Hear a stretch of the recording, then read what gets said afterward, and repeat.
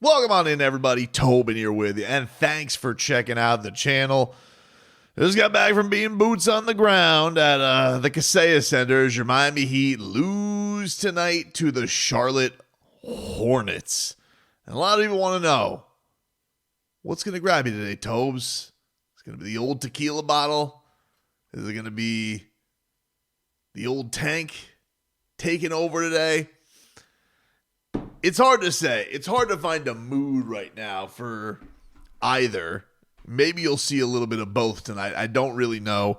I have a lot of thoughts on this game that it was to a terrible team, and yet the Heat just keep losing to terrible teams. They keep plummeting to lows that we haven't seen for the likes of this team in a very, very long time, especially at this part of the season. And it just it just felt all too predictable today. Like, you didn't know exactly when that moment was going to come, but you knew it was going to come. You knew it was going to come today, and that's just what you were waiting on. I mean, they came out of the gate today, guns blazing. They jump out to basically a 17-point lead through 2 quarters in this game, and it really was just one of these things where you're just like, man, what's going to be the path to destruction today for this Heat team? Because you knew it was coming. You knew it was coming. So I guess we'll open one up just to kind of take the edge off on this one. Because I'm not sad today. I just want to be like, I'm not a depressed Heat drunk today. But there's a lot that we got to just chew on from this one. And I don't even know how much you guys want to stick around it because you're all pissed off. And I understand it's earned anger that you guys all have. You deserve to be pissed off. This is not up to the standard of this organization. And you've been being fed a lot of bullshit, quite frankly, from the coach over the last 2 weeks. And that's just the facts of it. And I don't mean that disrespectfully from Erik Spoelstra, but he's been spitting a lot of hogwash at people, and none of it has come true. None of it has come through for him. Whew. Now we're ready to recap this game. So, yeah, the Heat get out to a great start of this game, as they do. They are a sprinting team. They pop out to a big lead. Great start to this game from Bam Adebayo and Andrew Wiggins that leaves you almost confused as to where the hell Andrew Wiggins went, because Andrew Wiggins starts this game with 12 points in the first quarter, and he finished with 19. And the Andrew Wiggins era has been uninspiring, to say the least. And I know this is kind of the book on him as it is, as everybody has said, like a unbelievable freak. You watch some of the things he does on a basketball court, you're just like, this guy's unstoppable. Prettiest jump shot you've ever seen, can score in the paint, but it's just like, it just lulls out, like, and there's no takeover in him. And so you bring this guy here, and I know he doesn't want to step on toes, but like, the crazy thing was, like, Terry Rozier didn't want to step on toes, and Terry Rozier will step on some toes, and he didn't want to do that. Now Andrew Wiggins is here, and it's just like, I know there's been an injury in the mix of that too, but just in the games you've seen him, it's almost like you get a flash of him a game, and then don't really recall him, don't really feel it defensively, don't really feel it offensively for too long. So he comes out of this game guns blazing, and it's almost like he's forgotten the rest of the way. And I know that that's always people who are going to watch this who are Andrew Wiggins fans are going to be like, yeah, dude, that's Andrew Wiggins. Kind of like to the people who have been like watching Jimmy Butler on the Warriors all of a sudden, and they're like, hey, it's Jimmy Butler. He doesn't really make a lot of shots, but he makes impacts on winning. He gets the free throw line. So I'm like, yeah, dude, that's Jimmy Butler. Welcome to the show. So I think we're all getting our firsthand experience to the Andrew Wiggins show. Bam also getting out to a fantastic start. This has been a thing. He's been great. He's been doing it. And then the collapse starts happening, then the letting the Hornets hang around, a Hornets team that, is just not very good. And you just feel to yourself, a 15-win team in your barn, you just embarrass yourself against the Chicago Bulls. Any normal team would feel like, hey, this is a step on your neck type of night. But not the Miami Heat. Miles Bridges is going good. We're going to make him go better. And that's just what this thing turned into tonight. It really was just a free-for-all of suck. And I point to, we'll get to the fourth quarters thing, but there was a couple of things for guys who are new that have been around that didn't go fantastic today either, because Bam Adebayo, while, they basically couldn't take him out in the second half, some of the support from the role guys in this one, because Tyler, he had a pretty quiet first half. He got going a little bit in the second half and, eventually petered out at the end of the games like he's been doing. But the Heat have this moment in the first half where Tyler forces a turnover on LaMelo Ball. Davion Mitchell picks it up and scores. Heat are up double digits. They call timeout with about 8 minutes left, and then Miles Bridges gets going with a three. And then Daquan Jeffries hits a three off of a loose ball where Kel'el Ware is just like staring at the ball. Mitchell's there, Bam's there. They're all just kind of looking at it. And Jeffries just picks it up and just like hits a three, brings them to within 6. And Andrew Wiggins then gets it turned over by Daquan Jeffries. And Mark Williams, who had a big game today, which I can't believe the Lakers turned this guy down. I mean, I don't know what the hell showed up on that medical report, but man, he's pretty good.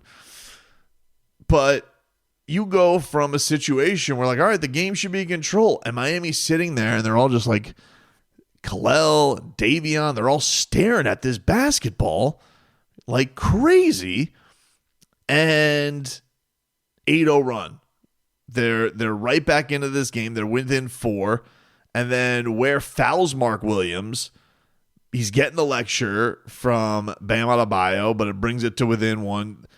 Bam gets his 3 seconds of rest. The Hornets, while Bam sits down, take the lead. Williams gets a slam on Ware, who, we could say this, Kel'el Ware probably had his worst game in a Heat jersey tonight. He was really, really bad. Just got outmanned by Mark Williams. Didn't really make an impact on either side of the floor. And then there were just some hustle things where, like, you were just like, oof, not a good look for the rookie tonight. And then you know me, guys. I want him out there, and Spo even put him out there for a lot of the fourth quarter until he got his 5th foul. But it was a rough performance tonight from the first round pick from Indiana. He did not perform well.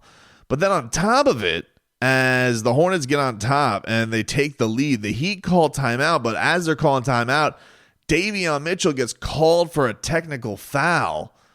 And he's very heated at the official.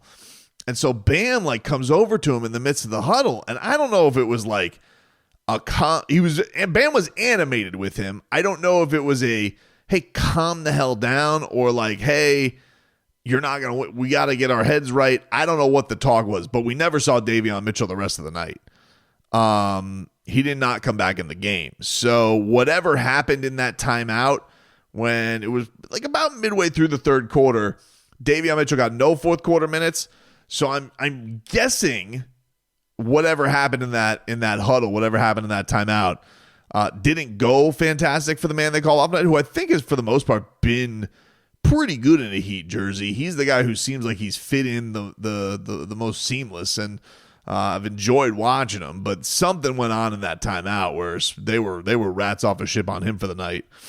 But yeah, here we were, man. Ball ends up hitting the free throw, puts them up 10. They would get the lead back with Duncan Robinson, and Miami would stave him off a little bit. But it was kind of a boring end of that third quarter. And while this was happening, the Dolphins were signing a guard, and I was like, all right, whatever's going on here. We get to the fourth quarter. Jaime Jaquez Jr. Whew. This guy, I mean, it was Noche de Fuego in the Heat's house. It was really Noche de Cardio for Jaime Jaquez early on in this game. Like, he was doing nothing. He was doing nothing in this game. We were getting nothing from sophomore Jaime. It's been another disappointing part about this season. It's like, it wasn't only that you lost, but you had a tough night from Kalel. You had a very uninspiring night from Jaime. Nico's hurt. You got a little bit of Pelle Larson, but there wasn't much of the youth you could tap into. As like, that was a bright spot tonight. That was a bright spot. Didn't really happen. Sitting there on press row, talking to some of my counterparts there in the media, and we're like, "What do you think? You think they're going to win those?" And I tell them all, I'm like, "They're losing this game." Fourth quarter comes around, and I know the exact minute where I felt like they were going to lose this game for sure, and it was Tyler Hero has an awful turnover with Malachi Flynn around him, and LaMelo Ball hits a three. Brings the Hornets to within 3, and I just thought of them. I'm like, they are going to lose this game.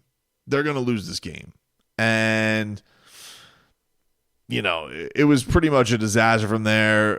Bridges ends up getting loose, but the Heat come to a point where Andrew Wiggins hits a big time 3 for him. It's like, oh, there he is, Andrew Wiggins. He showed up. But Mark Williams was fouled by Ware. It was his 5th one. Brings it to within 3. He splits the free throws. Bridges then hits an insane step back 3 on Bam Adebayo. Duncan Robinson will then put them up 3. The old bread and butter of Bam opening things up for Duncan for a 3 ball. Mark Williams comes back, brings it to within 1. Tyler Hero hits a fadeaway. Miles Bridges brings him to within 1. Bam goes to the free throw line, hits 1 of 2. So the Heat's up 97-95. And then Miles Bridges says, here's a 3 ball. We got the lead back. And then Tyler would hit a bucket. And then Miles Bridges comes back. He hits a 3 ball. And you're like, geez, this guy can't be stopped. He scored 35 tonight. Tyler Hero would miss a 3. Bam can't get the putback. And then leak out bucket. Mark Williams scores, puts Charlotte up 103-99. Bam then it's a 3 ball to bring them to within 1. Haywood Highsmith fouls Miles Bridges. He hits them both. The Heat, they get a couple of looks at the 3 ball. Bam, he airballs a 3. And then the Heat force a turnover with a little under 4 seconds left. Tyler gets a look at it. No good. Heat lose. Whew. It was a bad one tonight, man. It was another one just to add onto the fire. Miami is just spiraling right now. They are 9th in the Eastern Conference. I'll give you a little looky-loo here at the standings. Miami drops to 29-35, which is 2.5 games up on the Bulls for the 10th seed. They've lost 4 straight. They're 6 under 500. They're 1 back in the loss column of 8 for the Magic. So they're not like, it's not a huge climb to get into that 8 spot, which if you're here rooting for the Heat to make the playoffs, I do feel like that 8 spot is critical because it gives you 2 chances to win 1 game rather than you need to win 2 games into making the playoffs. If you're not into this type of thing, Bobby Marks says, with their 4th loss, Miami now sits in 9th place. 1 game in the loss column is 7th. They retain their first if they don't advance to the first round. However, they will send an unprotected 2026 first to OKC and a 2028 unprotected first round pick to Charlotte. And Bobby Marks says the consensus is that the 2026 draft is better. And of course, there will be some things that can unlock too, because like if they do give up, I mean, they're going to have a pick this year with the Warriors. The Warriors are for sure making the playoffs, so they're going to end up with a pick. But that is kind of where things are at right now when it comes to. But it's not going to be in the lottery, so you're basically going to end up probably with a pick in the 20s, maybe the late teens. But you're going to end up in a situation where you'll have their pick. Maybe you'll have your pick. We'll see. But Miami is downtrodden right now, man. And Spo, he's sitting here after the game today, and he did the thing again where he started today. He was asked by Zach Weinberger of Clutch Points about Kalel not playing. And he says, like, look, when you lose, you put yourself out there to be second guessed. I can't really say today was a big second guess. I can't put a lot of it on Eric Spoelstra. He did have Kalel out there. Kalel got into foul trouble. Kalel played really bad. At the end of the game to bring Miami in, they went Bam. They didn't really go Tyler. They went and they steered into Bam. Bam made one of the big threes, and then he airballed the other. They got good looks. I can't get on Spo. Spo has not been great, but I can't get too much on him. The only thing you could really say is, like, what the hell happened with Davion Mitchell as to why didn't he play and the rest? Was he hurt? Was something there that we don't know about? I'm not sure. Should be noted the Heat are going to practice on Tuesday. So they're going to practice now, being at home all week. They are going to get a practice in tomorrow, which it's an oddity that they play, what is this? This is 3 games in 4 nights. They have a lot of game action, but it's a little bit of an oddity that the Heat are practicing, even though they're not traveling. So just to keep that on mind. But the Heat, specifically Spo, Bam, and Tyler all had this idea, like, well, this is not the time to fold up. And Tyler and Bam both used the term today to not let go of the rope. Bam was asked about this, hey, you guys are you're not making 6. Let's be real. Like, you're not making 6. You're probably not falling out of 10th. So, like, what do you do is the mindset. And Bam, this was his quote after the game. Next game mentality. We can't just cough up this season. It's next game mentality, and you never know. You win one, and then you don't know how long that streak will last. For us, it's not letting go of the rope. Like, we don't went through too much this season to let go of the rope now. In terms of our spirit, we'll be fine. And we just have to forge ahead. You have to forge. Sometimes you get tested. Sometimes you get tested in a way that you don't want to be tested in this league. And you can fold the tent, or you just keep on forging and forging and forging. And that's what our group is going to do. Yeah, it's a tough loss. Just got to find a way to get ourselves out of this hole. This isn't fun for anybody. It's a tough time right now. But we're staying with it, and we'll figure it out. We really can't blame anybody but ourselves, and we just got to continue to stay in the fight. Can't let go of the rope. I get it. And that's a Spo classic. Don't let go of the rope. Slap bigger in the big 3 days than it did necessarily with this team, how it's going right now. Tyler also went that route of like, hey, we can't let go of the rope. They both use that term. And I got to tell you, dude, I've always wondered with let go of the rope. I've always wondered with this term, like, does Spo, when you say don't let go of the rope, is it as a tug of war scenario? Are we talking about hoisting up somebody from a valley? Like, are we in a rescue mission and everybody is pulling the rope together to save somebody and you can't let go of the rope, or that's basically giving up? I have always wondered, but I will tell you this team, you can go out there and you can say, don't let go of the rope. This Miami Heat team has let go of the rope more than any Heat team I can remember in recent memory. They are habitual letters go of the rope. They release the rope. If there's a little bit of rope burn because the pole's a little too tough, they let go of that puppy and usually in epic fashion. So it's one thing to say it out there, but their actions have really reflected a bunch of rope letter goers, quite frankly. Tyler had also echoed the sentiment, but then he also said this is a very interesting thing, which we talked a little bit about this, about Tyler Hero's numbers, and they've definitely taken a dip, and his usage rate is at a high for his career, and he's trying to handle that. But he also admitted to it being a learning curve today. And I appreciate the honesty, but it was definitely, I think, as a person, as a fan of the team, when you hear somebody say this, while you appreciate the honesty, you're also just like, I don't know what you want the reaction of that to be. And it's basically about, I'm trying to learn how to make all the right decisions down the stretch. No, I don't think so. I think obviously trying to find the right combination is one thing, but going down the stretch in the fourth quarter, a lot of the responsibility is on me and Bam to make the right play, whether it's for ourselves or for a teammate. And I have to be a lot better, going down the stretch. Not even just making shots, just taking care of the ball, getting the guys in the right spots.